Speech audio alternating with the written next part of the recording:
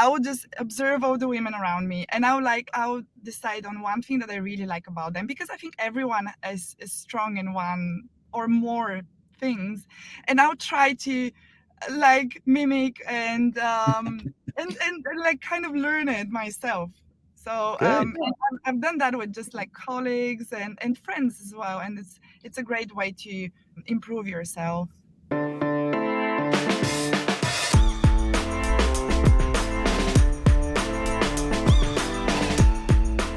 Hello and welcome to Mobile Heroes Uncensored. It's a different kind of episode today. We are focusing on some of the people in mobile, which we always do, right, Peggy? But March is a little different. It is Women's History Month. And guess what? On the 8th of this month, it is International Women's Day.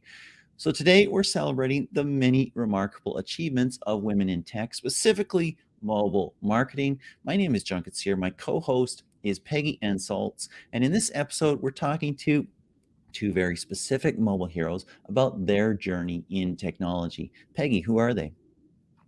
Well, we have Radostina Zhekova. She is user acquisition manager at Voodoo, where she focuses on mobile app growth strategies and media buying and campaign optimization. So very much down in the weeds, but she also works on a newly launched game, Collect 'em All, Clear the Dots. And finally, her career started, I wouldn't say way back in 2016, but she says that on her CV. Yeah, way back in the day when she landed her first gig in mobile marketing. And since then, she's worked for some of the top gaming companies, including Jam City. Great to have you, Radostina. Thank you very much. Yeah, I guess it feels longer than it actually is. I wish I had started way back in 2016. Wow. I preceded the iPhone. That's all I'm just going to say here. And we also have Johanna Vuorela, product director at Drest, the world's first interactive luxury styling game. Bringing gaming focus to product strategy and management is what she does. And her path is extensive, including gigs heading up commercial games development, also publishing. And get this, Johanna was also the co-founder of an independent gaming studio, Curioso Games. Her colleagues, I always do a little bit of research. This is the one I want, John. This is great. Working with her colleagues creates a dream team. So here we are. We already have the dream team going strong.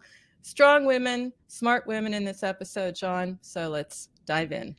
Wow, what the heck am I doing here? Oh, really? I know, not smart, not a woman. I don't belong. Well, let's start with Johanna. We always want to look at successful people, see how they've done it, and this is no different. Johanna, you're working at a fashion gaming company. How's that compare to wherever else you've worked? I think it's actually very, very different. First of all, this company is female-led, so it has very strong female leadership. And I think the way you see that is it's a very flexible culture. It's very sort of focused on building that culture, and it's sort of very open and kind of takes into people's life circumstances and everything into consideration to create this company that's very supportive. And I think that's not to say that the previous companies haven't been supported, but it's like in a very different level. Plus, it's really exciting to see a lot of women in a company where usually there's been just a few of us, whereas now there's an army of really inspiring women. So it's been really exciting. What has it been like to do your role, and what have you learned as a woman in your position? 50% of the mobile gamers in some categories more are women. So when you actually have more women at the table and in the leadership level, it changes that dynamic. And you feel like you're making more sort of authentic experiences that you can actually tap into the talent to get that feedback. And really from a product perspective, you can shape the product because you've got the people around you as well that can sort of feed back into it. So I think that's the thing that makes it super exciting and rewarding at the same time. Love it. I like that, like a positive feedback loop, because you're making experiences for other women, and they can be very different. I mean, women also play action games. I'm not saying that, but Yeah. Hell yeah, absolutely, I do. Good, Radostina, I want to switch to you. You're interesting because you were in a male-dominated studio, and it wasn't because you were discriminated against. There was a very good reason for it to be that way. Tell us about that and what you're doing now. Yeah, it was actually a gay dating app that I was working on, and I was the only woman in the office. That was a really unique experience in my career and very different because, yeah, like being the only woman is interesting and it's challenging. In the beginning, it was tough because I had to, yeah, like to be patient and like put a lot of effort to fit in and be included. And this eventually happened. So I guess like the biggest learning from this experience is not take things personally and be a bit more like patient with things and people. And of course, you need to prove yourself. You need to get out there, and people will see you for what you are, and they will start including you, and they will trust you. I mean, the joy of work is when you can make a worthwhile contribution. At least that's for me, is when you find your voice. Now, you said yourself at your other studio, it was a little bit difficult to sort of find that way. You had to be very patient. What have you also learned there? What has allowed you to make now a contribution at Voodoo? I think these two things that I mentioned really allowed me to focus on work actually, and not really drill into any unnecessary drama, let's say that way, and like taking it too personally and making and going in negative direction. So this allowed me to focus more professionally on what are more my goals as a professional, what I want to learn, how I want to be perceived. I wanted to be perceived as someone who is expert in a certain field, and it motivated me to work towards this goal and prove myself in front, like to me and obviously to my colleagues. And this ultimately helped me delivering and being better at my job in the next companies that I worked. Wonderful. Let's talk a little bit about mentors. I think most of us have a couple of people, maybe some of us have even more, who have made really significant differences in our careers, who we've become, how we've developed, how we've grown, what we've learned about how to present ourselves, how to speak, how to be, how to grow, all those things. I think it's particularly important, from what I've heard, from women to have had role models, especially in technology. Who's been a mentor for you, Johanna? I was very lucky when I joined the games industry. We had a couple of women in the office, and two, I just really want to call two of them in particular because they really shaped how my career in a way ended up and how I kind of approach things. They were very different, Victoria and Catalina, very, very different. The other one was a sort of very calm, organized studio head. Incredible experience and all the things. It's just like very organized. So she told me that. And then we had our head of sales. It was just like passion and fire and just this confidence. And when she would walk into the room, you just like, she's going to sell it. And I think seeing her pretty much in my, I don't know, kind of early days was really inspiring. And you learn these different approaches. I remember her having this conversation with our finance director just about traveling. They booked her on some flight around the moon to go to the client, and she's like, no, I'm not having that. It's like, I'm gonna go and I'm gonna sell this. I'm gonna sell millions here. Like I want my client to see that I'm coming in this. And it's like, no, but this is, you're gonna go in. And they had this whole thing. It's like, no, that's what I'm gonna have. As I'm gonna go there, I'm gonna have this business, but I want my client to see that this is, and it's just this whole thing. And needless to say, she did fly how she wanted to fly, and she did bring back the business, but it's just like she wasn't having any of it. But at the same time, she was wonderful to work with. She would lift other people, and it's the same thing for both of them. They would just lift other people and always support. So I was very lucky to have these two right off the bat, sort of helping me out as well. I love that. On my feet. That is such a rare combination of. Go ahead, Peggy. Sorry, John. I was just so enthusiastic. I overspoke. I was just saying. Yeah. No, but I really love that is when someone lifts you and they're just being themselves, but they are also a role model without even trying to be. They're just being themselves. So that was inspiring. And Yeah, it is inspiring, she Peggy, will because somewhere. it's not that many people who are both that really out there, big personality, and also focused on others and helping them grow. So that's really, really cool. Radostina, how about you? Who's been a mentor for you? I guess I can relate. I was also lucky with my first job in mobile because I was surrounded with some really great women. And my direct manager was a woman at that time, and she was great, very demanding, perfectionist. So she was really looking at all the details, and of course sometimes I would have hard time, like why did you write this like that? I had to go back and revise things, but this really helped me a lot in my career.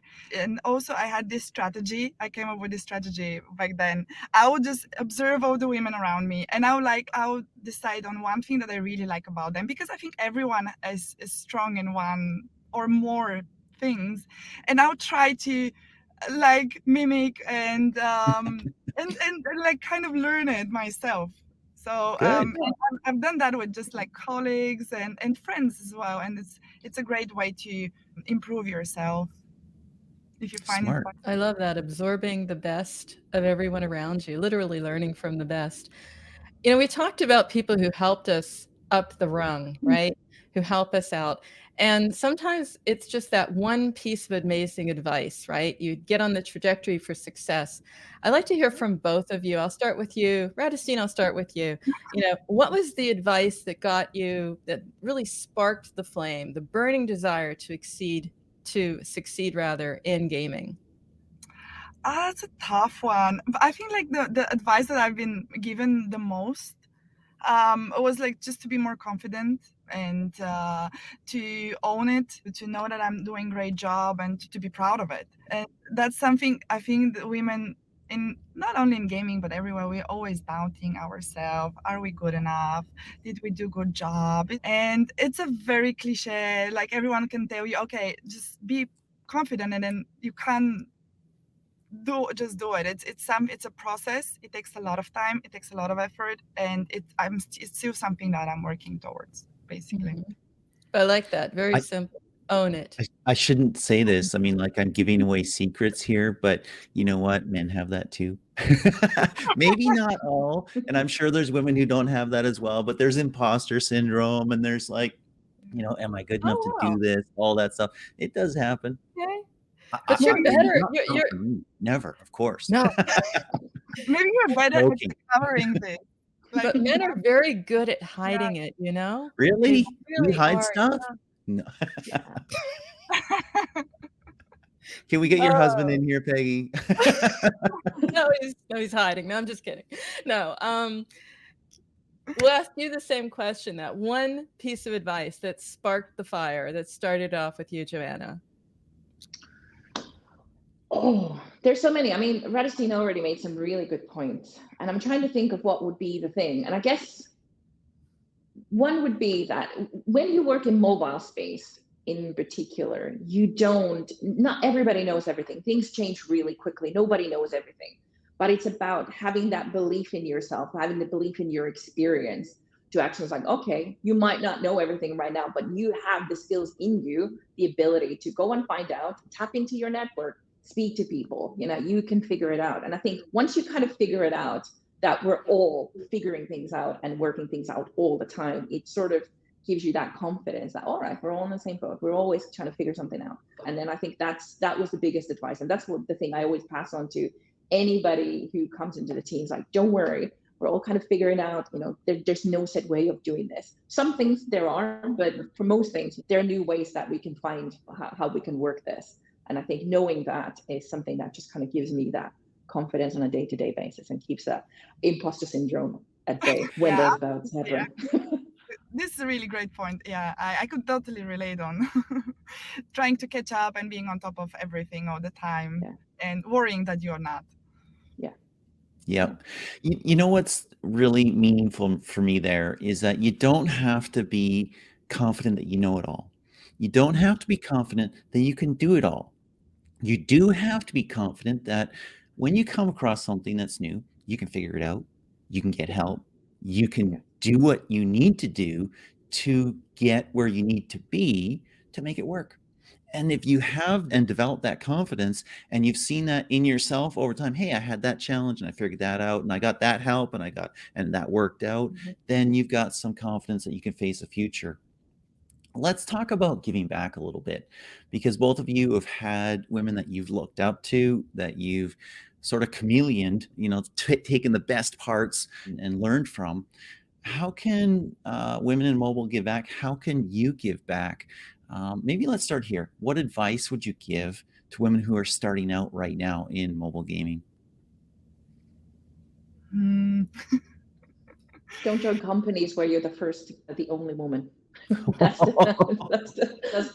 one advice I would give, that I would learn. If you're just starting out, seek out companies that have women in their leadership, have women, working in there, and you can often tell from some of the, questions that you get in interviews and things like that. You can get a good sense of what it is, because you're going to need that network, and there's a lot to figure out, and there's a lot of things like I know now that I didn't know at the time.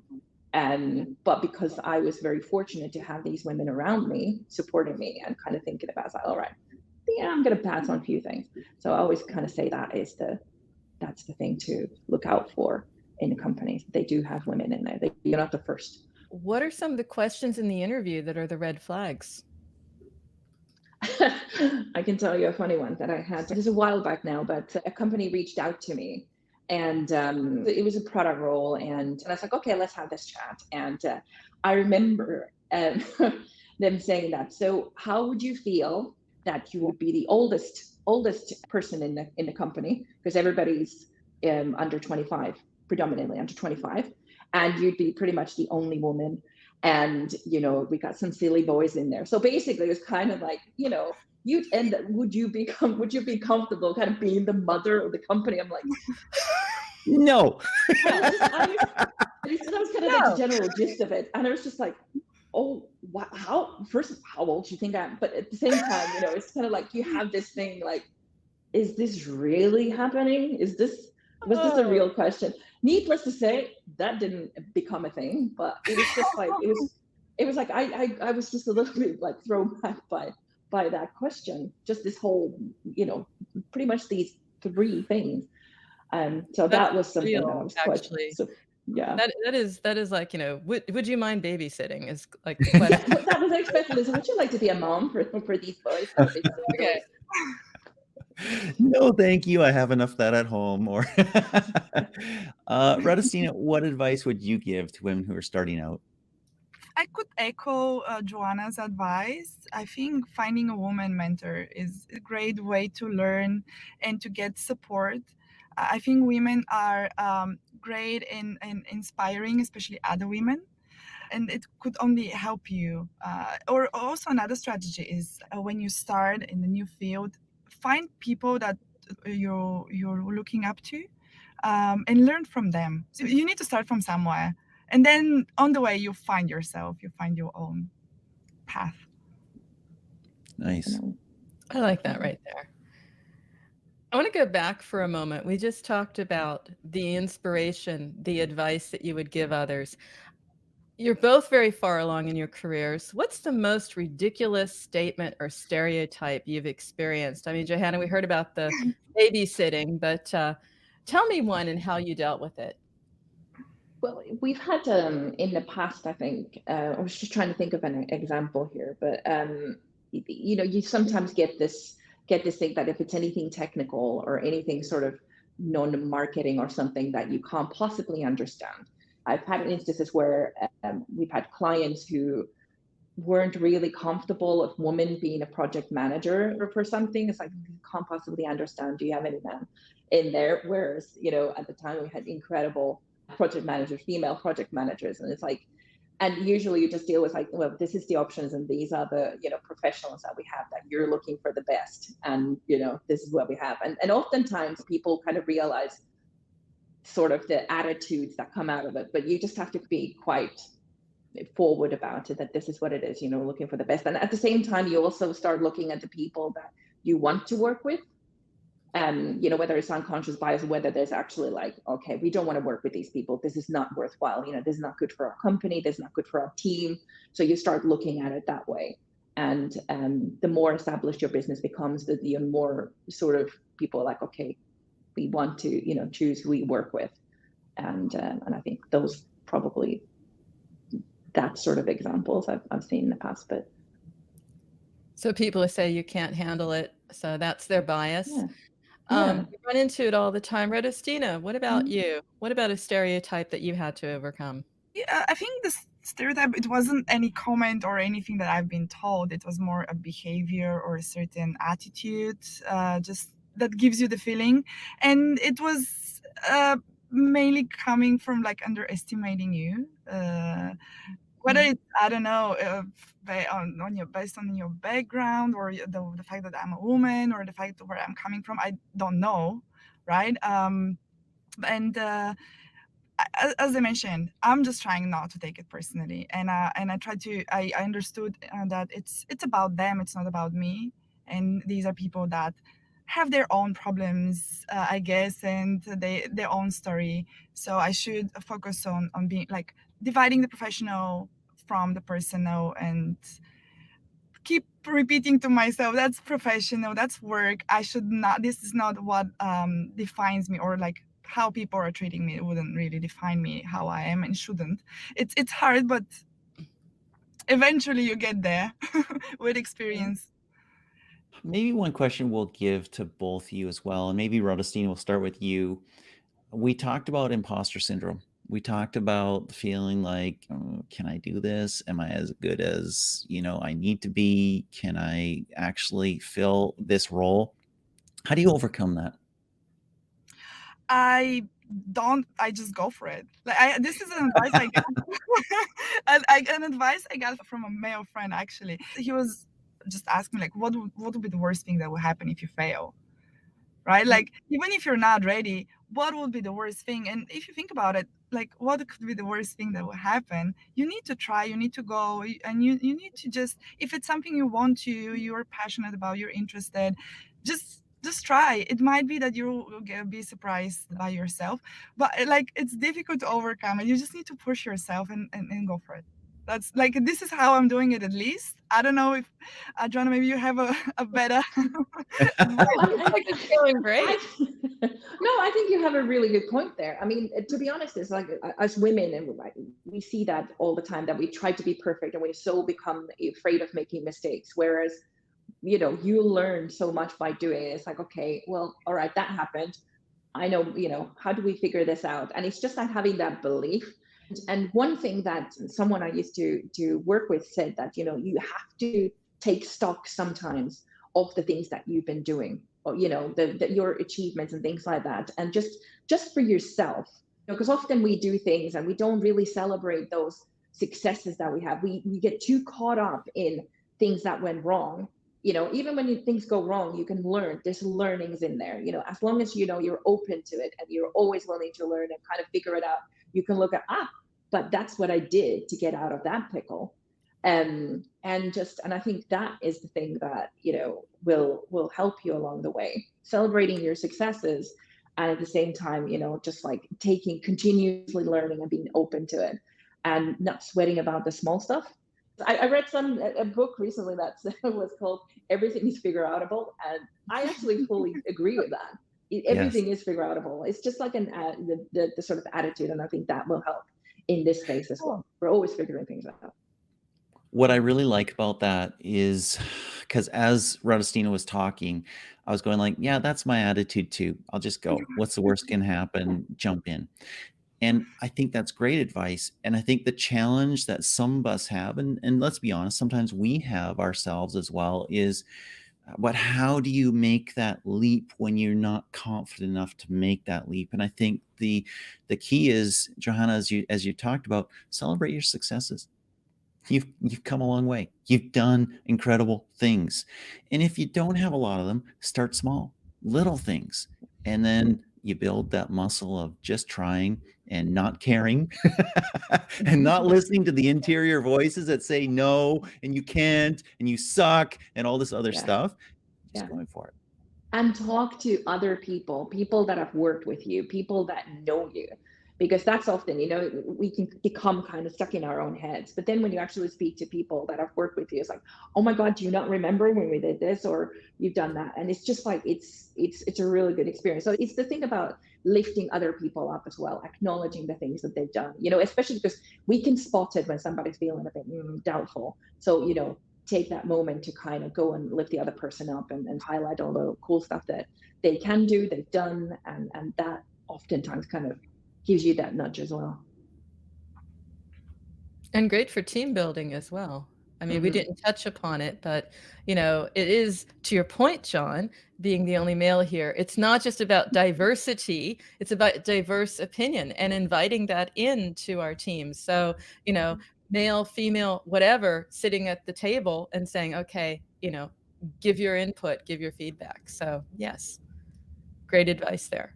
I did want to zoom in a little bit on Radostina, because she is not just a mobile hero with a blog, as they all have, but it's really all about experimenting and thinking outside the box, and there inviting diverse opinion.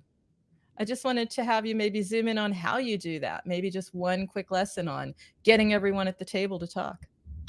Yeah, I think the most important part of having everyone comfortable to talk is creating the right environment. And this, I think, it's done by example. Like, let you lead by example when you're authentico and honest, and when you are just a human being and you're able to admit your mistakes or have an opinion when it might not be pleasant or exactly politically correct, but you still are brave enough to share. People will mimic you. They will see that it's okay to speak up. So I truly believe that people can share opinions if they feel safe and comfortable, and that there won't be any bad consequences, and that this will only bring constructive discussion. And this happens by like everyone being honest, especially if you're in a management position where you have a team to take care of. You need to show them by your own example. Cool. Well, maybe we'll end here. And usually, Peggy, we do have the top 3 tips, but I switched it up this time because we have a special episode. And maybe we'll end with kind of just one thing from each of you. And we'll start with Johanna. What would you tell young women who are considering mobile marketing as a profession? Do it. Join us. It's a wealth of opportunities. And we're all mobile. I can speak from sort of mobile gaming side, but as said before, this is a $90 billion business, right? Half of the gamers are women, and we need that perspective. Look at the roles, look at the offerings. Find a studio. There's a wealth of it that is looking for your experience, and it's always hard to find. And so we're always looking. So there's just plenty of opportunities. So just go for it. Don't wait until you're 150% of the job description. Can you do the role? Do you have the thing? And just go for it. That's the thing I would say. Awesome. So Radostina, Johanna stole Nike's slogan right there. What's your advice? Joanna made it very difficult for me now. No, I think it's fun. It's challenging. So if they're up for adventure, just go for it. Love it. If you're up for adventure, go for it. Well, we want to thank you, Johanna, Radostina. It has been a real pleasure. It has been amazing. It has been great to listen to you, to learn from you, and thank you for sharing. Thank you very much so much for having us. I have to add, I just love hands-on discussions, and one that is uplifting. So again, a +1 from my end as well. Thanks so much. Thank you so much. It's been an absolute joy. Part of our job, John, because what do? We shine a light on mobile marketers with superpowers, the same as today. So of course, if others think you fit the bill, then come on in, apply to be a mobile hero like Radostina. Just ping us on LinkedIn, Twitter. John's there, I'm there. We will get that party started. Wonderful. Excellent. We're on YouTube. We are on audio on all the podcasting platforms. So see you there. And thanks again to our guests today.